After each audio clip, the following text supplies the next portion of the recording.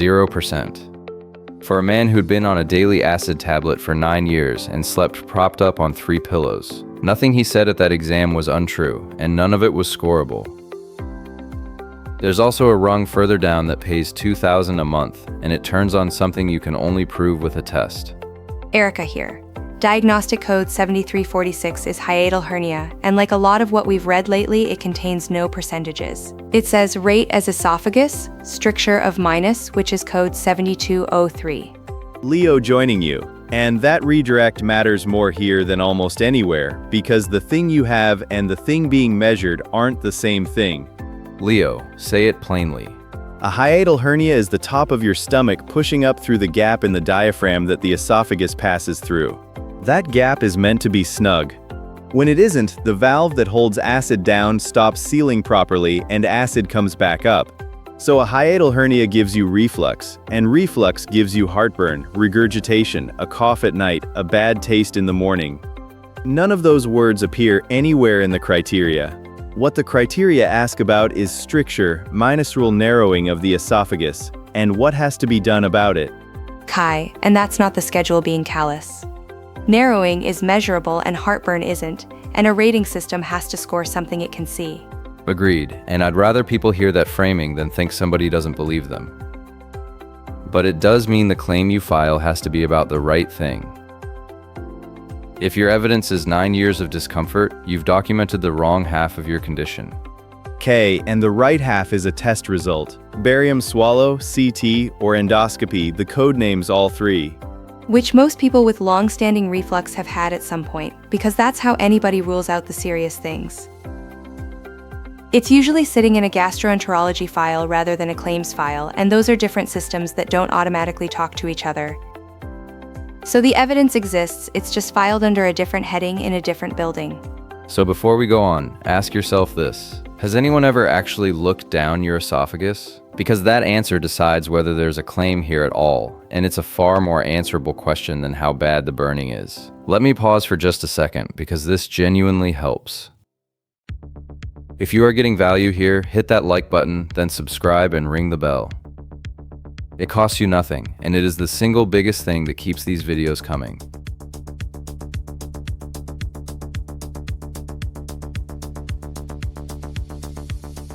Let's read the latter because it's built out of 2 things, and neither of them is a symptom you'd volunteer. Professor Duran's at the desk, and I asked her because the middle of this ladder is a counting exercise that most people don't know is being counted.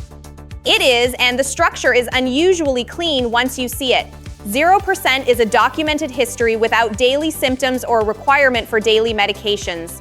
10% is a documented history of esophageal stricture that requires daily medications to control dysphagia, otherwise asymptomatic. 30% is a documented history of recurrent stricture causing dysphagia, which requires dilatation no more than 2 times per year. 50% is recurrent or refractory stricture requiring dilatation 3 or more times per year. Duran, stop on the word dysphagia, because people read straight past it. Difficulty swallowing, food catching, needing water to push it down, the sense of something sticking behind the breastbone.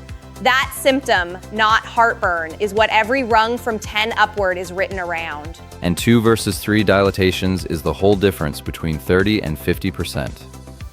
It is a count, and it is countable. Whether a veteran had 2 procedures last year or 3 is a fact sitting in a procedure log, not a matter of anybody's judgment. That is unusual, and it is worth appreciating. Most of what we read on this channel asks a clinician to characterize a severity, which leaves room for 2 honest people to land differently. A dilatation either happened on a date or it did not. Duran and the top rung? At the top, the narrowing has started costing the body something. The code wants the stricture to keep coming back or to stop responding, and then it wants one of 3 consequences on top. Food going down the wrong way, a veteran not getting enough nutrition, or real weight coming off. Watch this and you can see why. That is contrast being tracked down the esophagus, and where it slows is where the food slows. Thank you, Duran. A ladder made of a symptom nobody names and a number nobody counts is a very good description of why people sit at 0.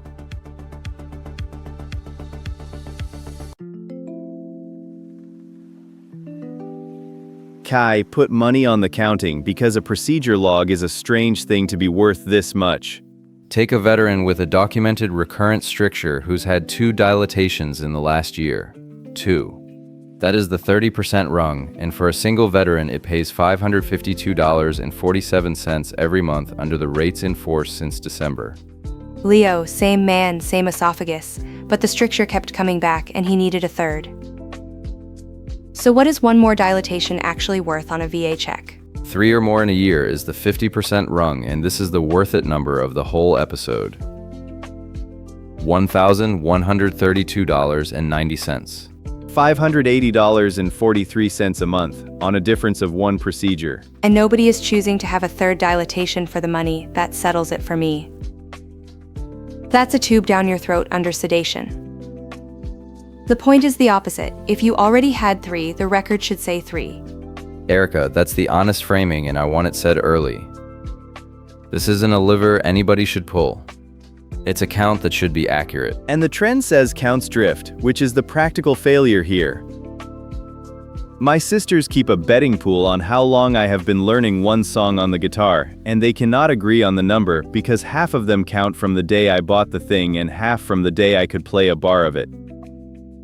Same song, 2 counts. Your dilatations are that, except the disagreement is worth $580 a month. Procedures done at different facilities, or billed under different codes, land in different piles, so the count that reaches a rater is almost always lower than the count that actually happened.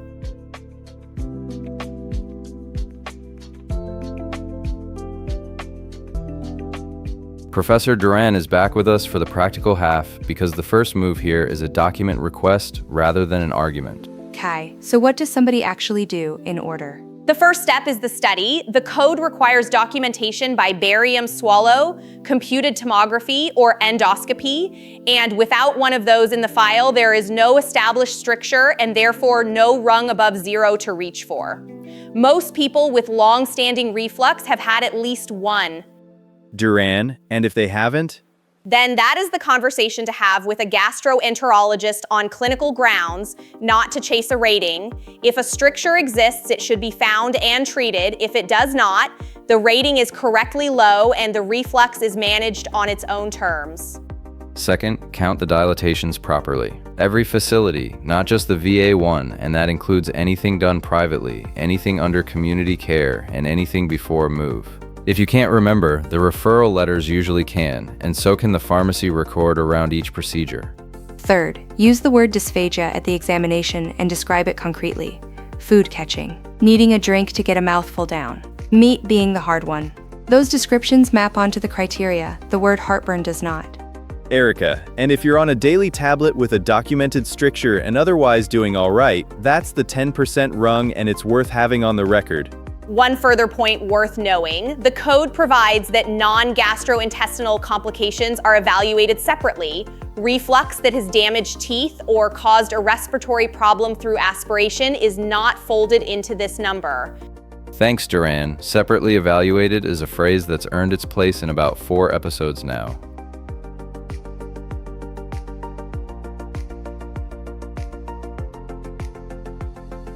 Kai, let's close it honestly, because this is a code where a lot of people genuinely do belong at the bottom. If your reflux is real and unpleasant and controlled on a daily tablet, and nobody has ever found a stricture, then 0% is what this code says, and it isn't a judgment about your discomfort. It's a statement that the thing being measured hasn't been found. Kai, that is a brutal thing to tell someone miserable for a decade. It is, and I'm not going to dress it up.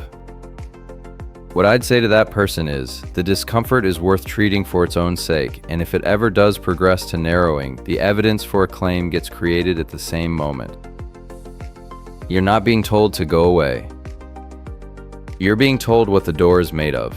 And the episode is really for the other person, the one who's already been dilated once or twice and has never connected that to a rating at all. That person is sitting on the evidence and doesn't know it. They think the claim is about how they feel, so they describe how they feel, and the one document that would have decided it never gets mentioned. So here's what I'd actually do. Request your gastroenterology records, find every dilatation and every scope report, and file with the count and the study attached. That's the smart play, because you're not asking anybody to believe you, you're handing them a procedure log. Which is about the strongest kind of evidence there is, because nobody argues with a date. There's no severity to characterize, no adjective to weigh, no question of whether somebody is overstating it. There is a procedure, it has a date, and the criteria ask how many of them happened in a year. Here's the sentence to keep. This code measures narrowing, not burning, so go and find out which one you've got. And if you hit subscribe, the next one of these lands in front of somebody who is about to walk into an exam and describe 9 years of heartburn to a rater who is listening for a completely different word. And if you know a veteran who's had their esophagus stretched more than once, send them this. That count is worth $580 a month between 2 rungs.